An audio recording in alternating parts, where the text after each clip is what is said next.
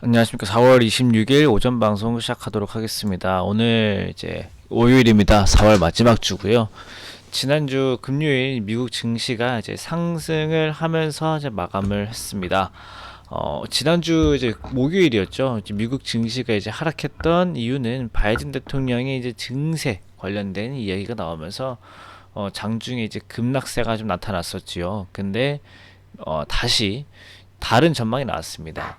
세금이 실질적으로 저렇게 증세가 되기 힘들다. 의회 통과하기는 어렵다. 이제 이게 얘기가 나왔는데 제가 이제 지난주에 지금 말씀드렸던 것처럼 증세가 실제로 문제가 된다라고 하면은 막힐 겁니다.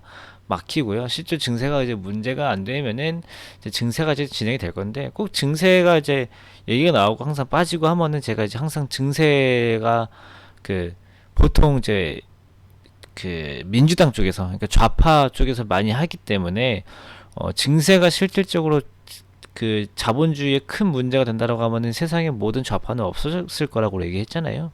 이제 그렇기 때문에 제가 봤을 때는 증세 실질적으로 진행이 돼도 또는 진행이 문제가 된다라고 하면은 진행이 안 되거나 문제가 없는 선에서 진행이 될 거니까 문제 없을 거다라고 말씀을 좀 드렸던 부분입니다. 그래서 일단 미국 증시 반등에 성공을 좀 해줬고요.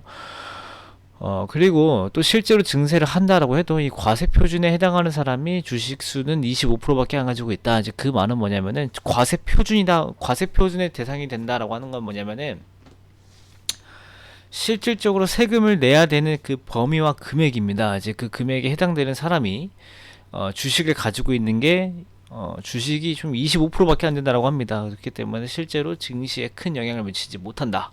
라고 하고요.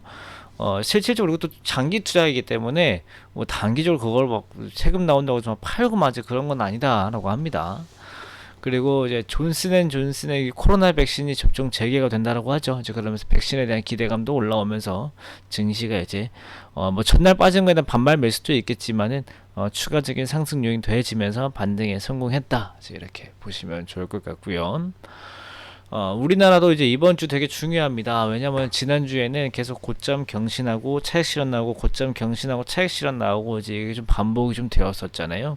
근데 이제 주 후반에 이제 혼조세를 좀 보였는데 이제 이번 주에는 또 이벤트가 많기 때문에 이 이벤트 하나하나에 따라서 또 반응이 나올 겁니다. 그래서 이제 그 이벤트를 제가 텍스트로는 간략하게 썼지만은 하나하나씩 좀 말씀을 좀 드릴게요. 첫 번째로는 이번 주 수요일에 FOMC가 있습니다. 이번 FOMC에서 뭐 금리는 당연히 동결을 하겠지만 제가 봤을 때 가장 중요한 멘트는 채권 매입 규모입니다.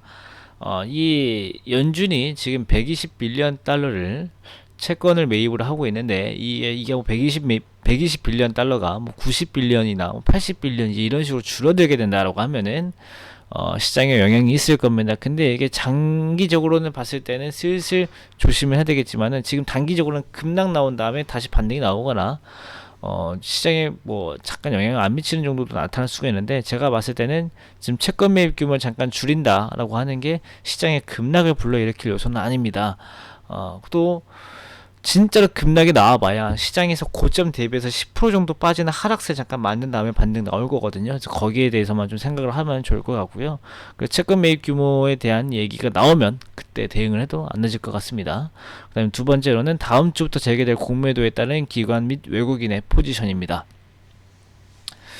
그러니까 다음 주에 공매도가 된다라고 하니까 되게 겁먹으시는 분들이 굉장히 많습니다. 근데 제가 저번에 말씀드렸던 게 증시의 가장 큰 악재는 언제 어떻게 뭘 할지 모르는 게 가장 큰 악재다라고 항상 말씀을 드립니다. 근데 5월 3일 날 공매도가 재개가 된다.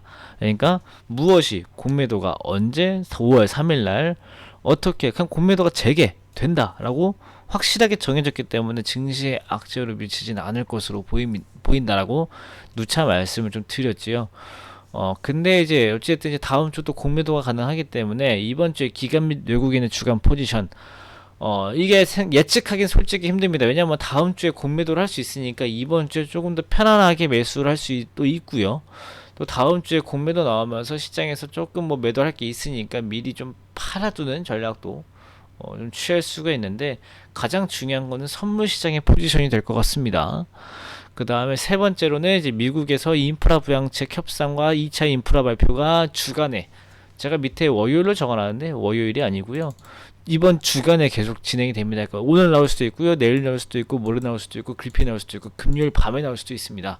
그래서 이거 부양책 협상 진행 중인 거랑 바이든 2차 인프라 발표, 이거는 근데 제가 봤을 때는요, 이때 나올 것 같습니다. 이 상하원 합동 연설 때 나올 것 같아서 저 때 보시면 좋을 것 같고, 이번 주에 이제 테슬라 실적이고, 삼성 SDI, 두산 팝켓, 현대제철, 두산 인프라코어, SK하이닉스, 삼성전기, LG화학, 이노텍, 삼성 엔지니어링, 삼성중공업, 만도 등 여러, 이외에 더 많습니다. 되게 많은데 이번 주가 아마 가장 많을 것 같아요. 이번 주가 가장 많은 기업들 실적 발표하니까 거기에 따른 영향들 보시면 좋을 것 같아요. 그래서 일단은 시장 흐름을 뭐 크게 뭐 바꿀 만한 뭐 체인저 이슈는 없고, 뭐 FOMC가 가장 중요할 것 같습니다. FOMC 그 공매도 다음 주에 재개될 공매도가 중요한 게 아니고, 내일 모레 있을 FOMC가 더 중요합니다. 가지고 근데 제가 지금 보는 가장 중요한 FOMC는 6월 FOMC이기 때문에 6월 전까지는 뭐 채권 매입 관련된 이야기가 나와도 뭐 크게 막 시장을 바꿀 만한 뭐 이슈가 되진 않을 것 같아요. 그래서 그런 점 참고해 보시고, 그런 점은 또 FOMC 결과 나오면은